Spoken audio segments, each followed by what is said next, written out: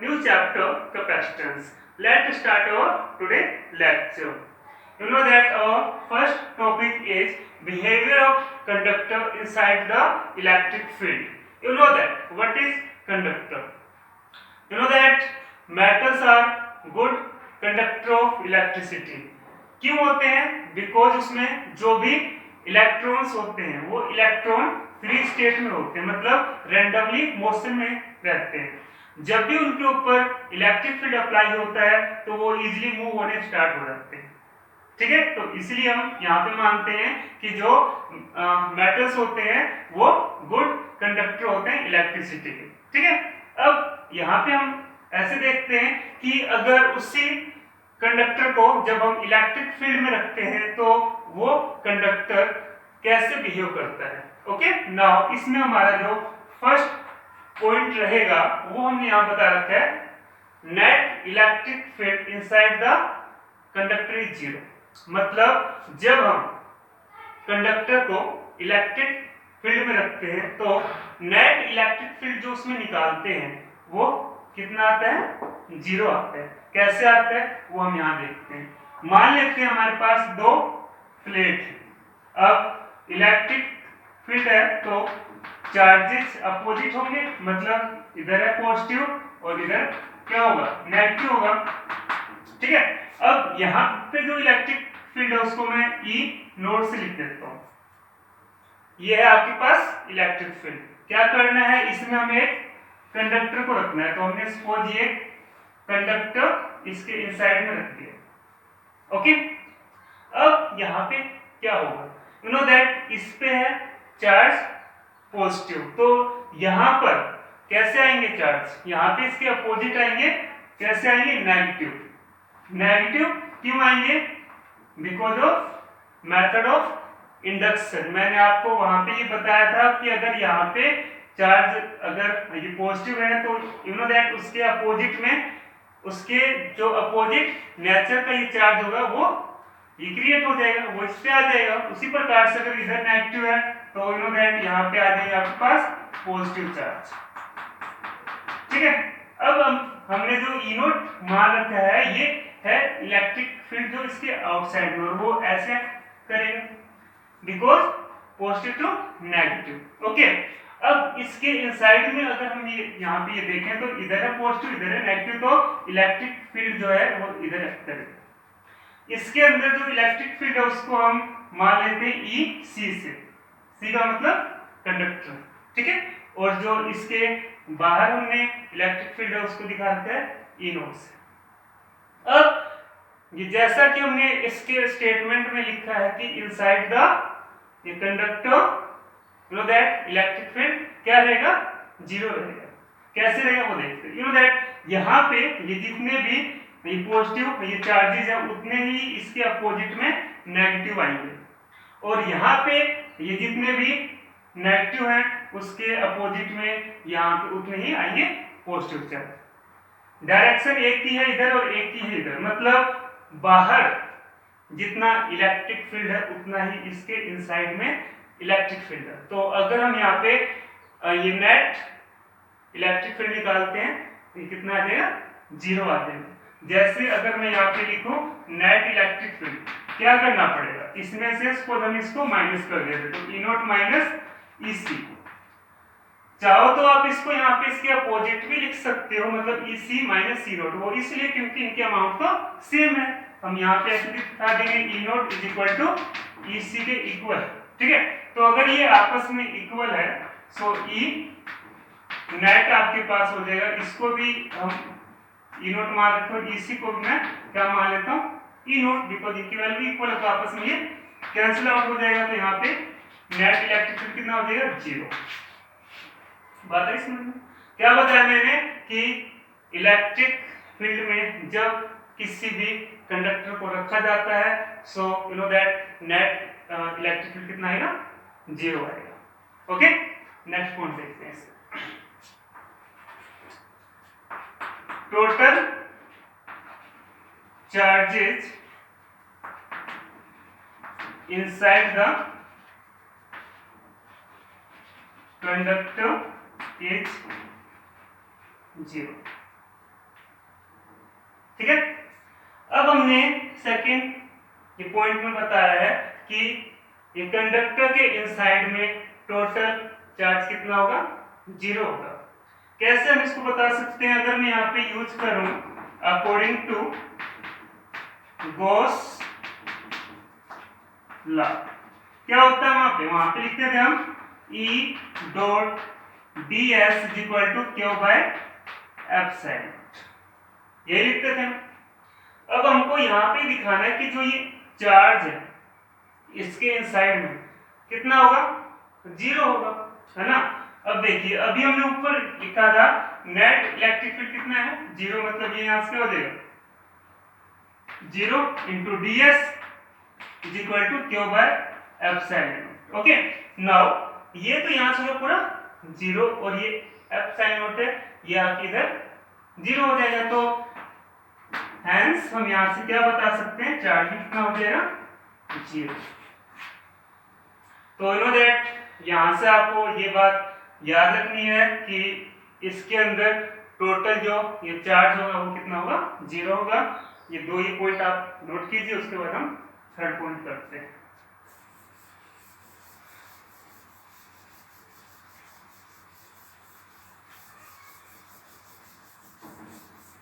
Point number third आप यहां पे लिखोगे, charges are always resides over the surface of conductor। हमने यहाँ पे ऐसे बताया चार्जेस जो हैं वो हमेशा जो भी आपके पास कंडक्टर होगा उसके सरफेस पर ही इकट्ठे होंगे, रिसाइड्स करने। जैसे अभी हमने यहाँ पे दिखाया था कंडक्टर था आपके पास, तो जो भी ये चार्जेस यहाँ पर इंड्यूस होगा वो इसके कहाँ रहेंगे, सरफेस पे रहेंगे। तो ये बात आपको थर्ड पॉइंट में याद रखनी है, ठीक है। Point number 4, the electric field always perpendicular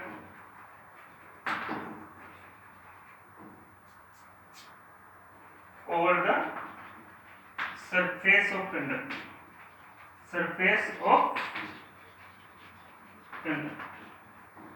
देखिए यहाँ पे हमने ऐसे बताया कि जो इलेक्ट्रिक फील्ड होगा वो जो ये कंडक्टर होगा उसके सरफेस के साथ परपेंडिकुलर रहेगा। यू नो दैट हमने ये पीछे भी देखा था कि चार्ज अगर आपके पास पॉजिटिव है तो यहां से जो हम इलेक्ट्रिक लाइंस जो दिखाते थे वो ऐसे दिखाते थे आउटवर्ड निकलते हुए, और ये इस सरफेस के साथ में क्या होता था, परपेंडिकुलर होता था। उसी प्रकार से हम इसमें बताएंगे कि जो इलेक्ट्रिक फील्ड होगा वो हमेशा यू नो दैट जो ये कंडक्टर है उसके सरफेस के साथ परपेंडिकुलर रहेगा। अगर मैं यहाँ मानता हूँ कि चार्ज नेगेटिव तो इसमें जो चार्जेज हैं मतलब जो इलेक्ट्रिक ये लाइंस है वो इनसाइड की टूवर्ड एक्ट करते हैं, ऐसे एक्ट करते हैं। तो इसमें भी मानते हैं कि जो ये लाइंस है वो इसके साथ में ये क्या है, परपेंडिकुलर है। तो इसलिए हमको ये पॉइंट भी याद रखना है कि जो कंडक्टर होते हैं उसके साथ में इलेक्ट्रिक फील्ड कैसा रहेगा, परपेंडिकुलर रहेगा। Point number 5, the potential over the surface of conductor and inside the conductor, inside the conductor is same, ठीक है, या remains same limit, remains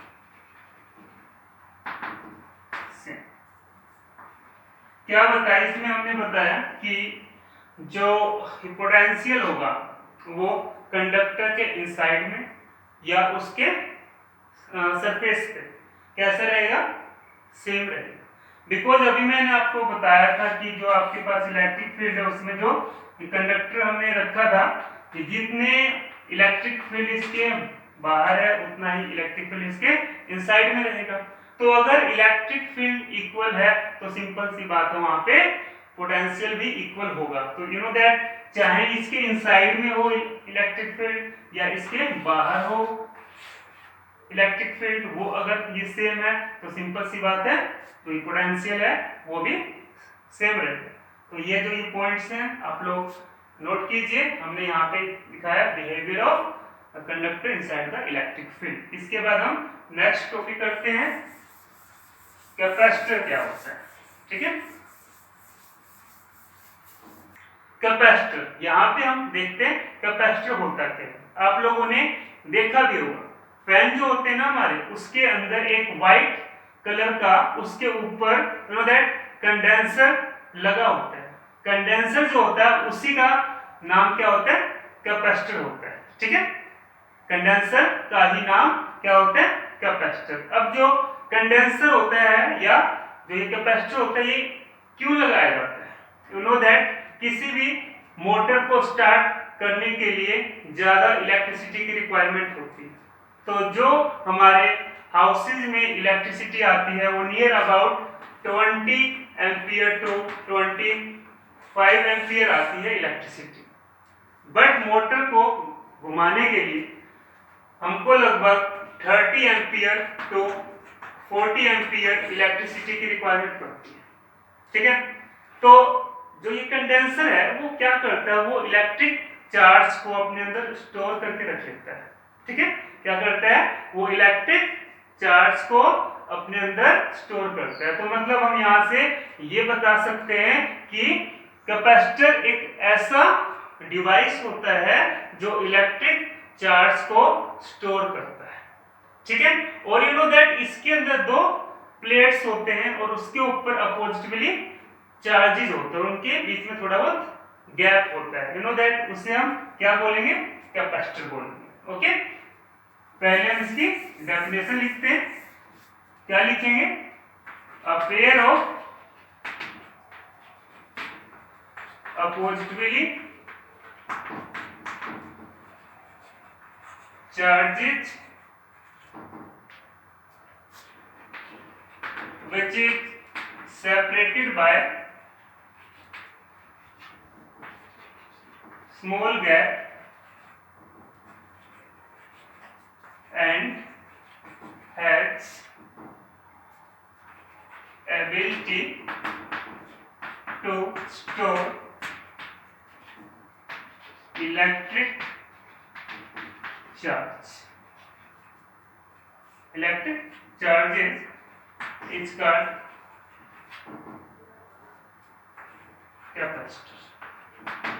ठीक है, हमने यहाँ पे ऐसे बताया कि प्लेट्स होते हैं दो आपके पास इस प्रकार से।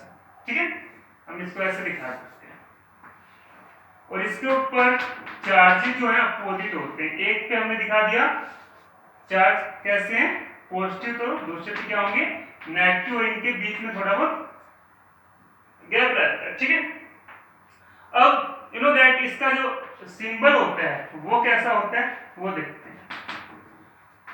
एक ये प्लेट हम ऐसे दिखाएंगे और एक को ऐसे दिखाएंगे। ठीक है, और इधर दिखा देंगे पॉजिटिव और इधर दिखा देंगे नेगेटिव। ठीक है, this is the symbol of capacitor.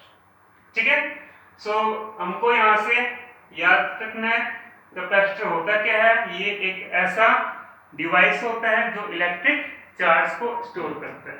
ठीक है, और ये इसका ये सिंबल होता है और यू दैट हम इसको ऐसे भी रिप्रेजेंट कर सकते हैं। अब हम यहाँ पे ऐसे ही देखेंगे what is the principal of capacitor. तो ये एक बार आप कैपेसिटर क्या होता है। अब है इसके बाद principle of capacitor. You know that capacitor ability to store electric charge. तो यू नो दैट कौन से मेथड पे ये डिपेंड करता है, ये जिससे कि इलेक्ट्रिक ये चार्ज को अपने अंदर स्टोर करता है, वो हम यहाँ पे देखते हैं। ठीक है, सो हमको यहाँ पे मानना है एक प्लेट है ए और एक है प्लेट बी। ठीक है, यहाँ पे हमने माना प्लेट ए जो है इस पे चार्ज है पॉजिटिव और बी के ऊपर कोई चार्ज नहीं है, मतलब ये अनचार्ज है प्लेट।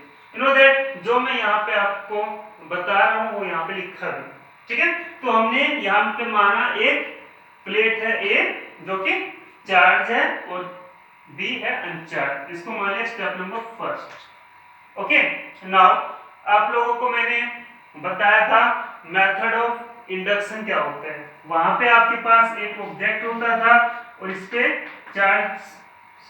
जो ऑब्जेक्ट होता था वो अनचार्ज होता था, ठीक है। और एक हम कोई दूसरा ऑब्जेक्ट इसके नियर अबाउट ये लेकर आते थे और उसके ऊपर मान लो ये चार्ज है पॉजिटिव, मतलब इसमें भी आपके पास एक जो ये बॉडी है वो होती थी चार्ज और एक होती थी अनचार्ज। अब यहाँ पे हम ऐसा करते थे, जब इसके नियर अबाउट इसको ये लेकर आते थे तो इसके ऊपर अपोजिट जो ये चार्ज है वो इसके नियर अबाउट इकट्ठे होते थे और जो यू नो दैट इसके ये सिमिलर होगा वो इससे दूर इकट्ठे होते थे। इसको हम ये बोलते थे method of induction.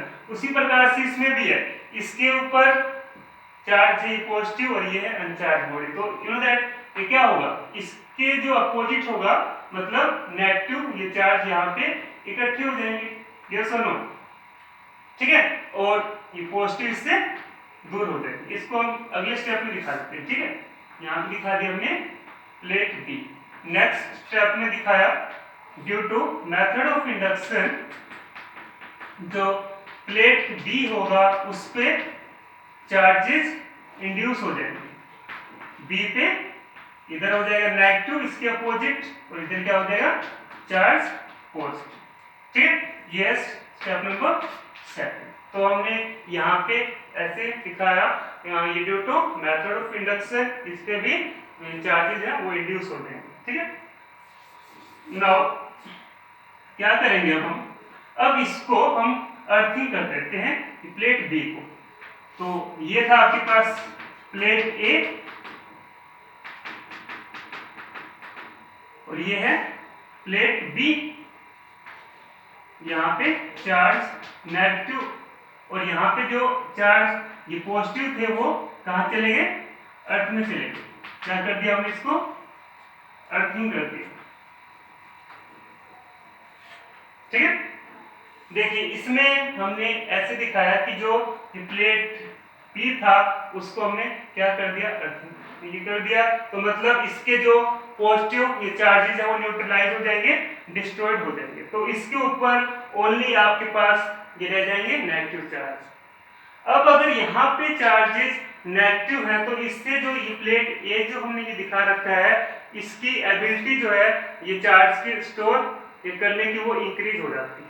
You know that अगर सपोज यहाँ पे हम ऐसे ही मान लें जो बी पे नेगेटिव हमने दिखा रखा है यहाँ पे होता है चार्ज पॉजिटिव होता है, तो इधर भी है ये पॉजिटिव और इधर भी होता है ये पॉजिटिव, तो इससे इसकी एबिलिटी जो है वो रिड्यूस हो जाती है। बट अगर इधर नेगेटिव है ये चार्ज और इधर ये पॉजिटिव है तो उससे इसकी एबिलिटी जो है ये चार्ज को स्टोर करने की वो इंक्रीज हो जाती है, ठीक है।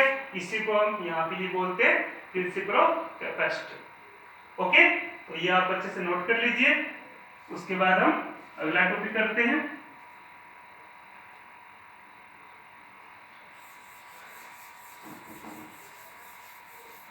तो हम यहां से इस प्रकार से बता सकते हैं कि जो प्लेट है वो किस प्रकार से चार्ज को स्टोर करता है, और ये टॉपिक हमारे लिए इंपोर्टेंट है, बहुत बार एग्जाम में क्या आता है कैपेसिटर क्या होता है उसका क्या प्रिंसिपल है। तो अगला जो ये टॉपिक है उसका ही नाम है कैपेसिटेंस ऑफ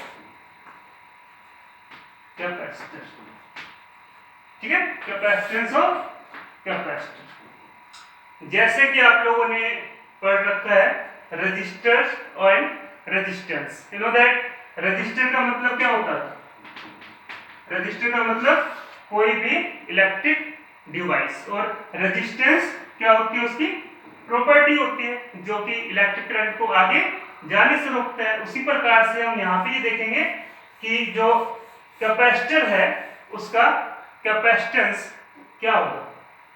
ये कैपेसिटेंस मींस जो ये चार्जेस है वो ये कैपेसिटर में जो भी अमाउंट में स्टोर होता है उसको रिप्रेजेंट ये करने के लिए हम कैपेसिटेंस को दिखाते हैं।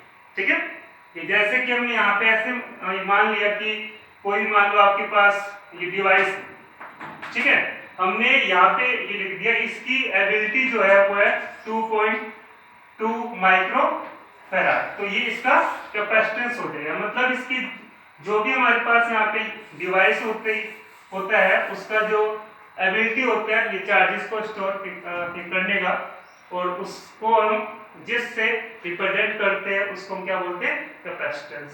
तो हम इसको यहाँ पे डिफाइन करेंगे कैसे, the capacitance of capacitor is defined as the electric charge is stored on a plate of capacitor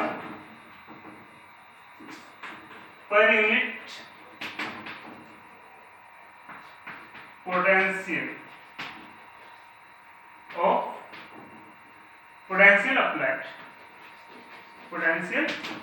applied. So you know that क्या होता है, यहाँ पे जो चार्ज होता है ये डायरेक्टली प्रोपोर्शनल होता है पोटेंशियल। तो ये मतलब है कि जितना ज्यादा ये चार्ज होगा उतना ही ज्यादा उसका पोटेंशियल रहेगा। यू नो दैट, तो आपस में ये दोनों क्या होते हैं, डायरेक्टली प्रोपोर्शनल होते हैं। Now Q is equal to C V के इक्वल आ जाए, और सी यहाँ पे कांस्टेंट रहता है। क्या होता है, where C is constant and it is known as capacitance of capacitor, capacitance of capacitor। जैसे कि आप लोगों ने 10th क्लास में ये पढ़ा था ओम्स लॉ में, क्या था, V I के डायरेक्टली प्रोपोर्शनल रहता है, ऐसे था। और जब हम इस निशान को हटाते तो v इक्वल टू क्या लिखते थे, आर आई, मतलब आर वहां पे एक कांस्टेंट आता था। उसी प्रकार से यू नो दैट जो ये चार्ज है इस v के क्या होता है, डायरेक्टली प्रोपोर्शनल होता है। जब इस निशान को हटाएंगे तो निशान आएगा इक्वल का, और c यहाँ पे कांस्टेंट आ जाएगा, और इसको हम यहाँ बोल देंगे कैपेसिटेंस ऑफ कैपेसिटर। ठीक है, अब यू नो दैट अगर इस c को निकालें तो c इक्वल हो जाएगा q बाय V। अब जो इसकी ये डेफिनेशन है उसको हमने इसी से लिखा हुआ, इसलिए लिखा हुआ है ना, क्या लिखा हुआ है कि जो ये कैपेसिटेंस है वो दो चीज का रेशो है। किसका, क्यू का, मतलब जो ये कैपेसिटर की ये प्लेट्स हैं वो ये कितने ये चार्ज को स्टोर कर रही हैं, और V मतलब उस पे कितना पोटेंशियल अप्लाई हो रहा है। तो इनका जो रेशो होगा ये क्यू बाई V, उसको हम क्या बोलेंगे, कैपेसिटेंस बोलेंगे। ठीक है, तो ये आपको ये फॉर्मूला है यहाँ से याद रखना है। दूसरी बात, अब इसकी SI यूनिट देखते हैं क्या होती है, नोट कर ले, क्या लिखोगे, SI यहाँ लिखेंगे, the SI unit of capacitance is, capacitance की यूनिट अगर हम यहां से लिखें क्या होगा, मतलब चार्ज, और इसकी यूनिट क्या होती है, कूलम होती है ना, मतलब C, और पोटेंशियल की होती है वोल्ट V, या इसको हम वोल्ट लिखते हैं। तो कूलम पर वोल्ट इसकी SI यूनिट होती है, या इसके अलावा एक और होती है जिसको हम बोलते हैं फैराड। क्या बोलते हैं, फैराड, और इसको F से रिप्रेजेंट करते हैं। This is the SI unit of capacitance. दूसरी बात याद रखनी है, it is a scalar quantity. कैसी क्वांटिटी है ये, स्केलर क्वांटिटी है आपके पास, कैपेसिटेंस। ओके, इतना आप नोट कीजिए। उसके बाद हम डिफाइन करते हैं 1 फैराड किसके इक्वल होगा, इसकी एसआई को डिफाइन करते हैं। नो दैट 1 फैराड 1 फैराड किसके इक्वल होगा, ये है आपके पास फॉर्मूला। अगर यहां से क्यू इक्वल हो जाए 1 कूलम के और पोटेंशियल इक्वल हो जाए 1 वोल्ट के, सो आपके पास आंसर कितना आएगा, 1 के इक्वल ही आएगा, उसको बोलते हैं 1 फैराड। तो यहां लिखेंगे if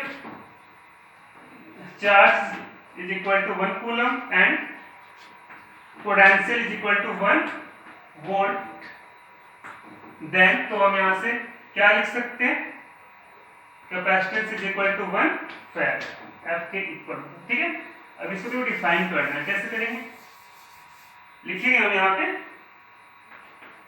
the capacitance is said to be 1 farad, पूरा लिख देते हैं इसको, 1 farad when 1 coulomb charge are stored, charge लिख देते हैं, charges are stored on plate of capacitor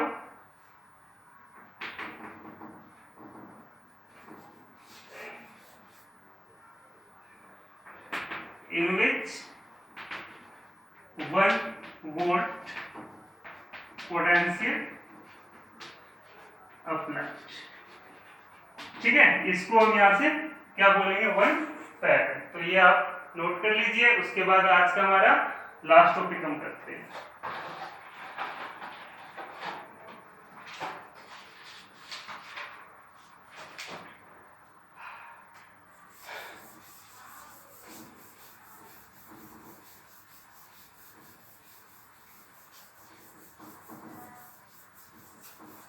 last जो टॉपिक है उसका नाम है capacitance of spherical conductor. Capacitance of spherical conductor. ठीक है, मतलब यहां पे हमको ऐसे मानना है कोई भी एक स्फेरिकल कंडक्टर है, ठीक है, उसका कैपेसिटेंस कितना होगा बताना। क्या मान लिया हमने, स्फीयर मान लिया, कंडक्टर है ऐसा। ठीक है, इसकी रेडियस मान लेते हैं r एंड चार्ज इसका है q। तो इसमें हमको ये बताना है इसका कैपेसिटेंस कितना। ठीक है, सो अगर मैं यू नो दैट इसका ये पोटेंशियल निकालूं, ये स्फीयर का अगर हम पोटेंशियल लिखे तो पोटेंशियल कितना होता है, V इक्वल टू KQ/R की इक्वल होता है। ये होता है ना बस फॉर्मूला। तो इसमें लिखेंगे the potential of spherical conductor is कितना होगा, V इज इक्वल टू क्या लिखते हैं, V is equal to KQ/R और K की वैल्यू 4 पाई एप्सिलॉन नॉट की इक्वल होती है इनटू में R। ये होता है ना, Q को अपॉन में ले आएंगे तो ये हो जाएगा V बाय Q। ठीक है, and it is equal to 1 by 4 pi epsilon naught R। ठीक है, अभी हमने यहाँ पे लिखा था Q is equal to CV के इक्वल था। अगर मैं यहाँ से C को निकालूं तो ये क्या हो जाएगा, Q/V हो जाएगा, जो कि इसके अपोजिट है। ठीक है, तो अगर हम इसको यहाँ से अपोजिट ये कर दें तो ये हो जाएगा C के इक्वल। ठीक है, और ये इक्वल होगा किसके, 4 पाई एप्सिलॉन नॉट R।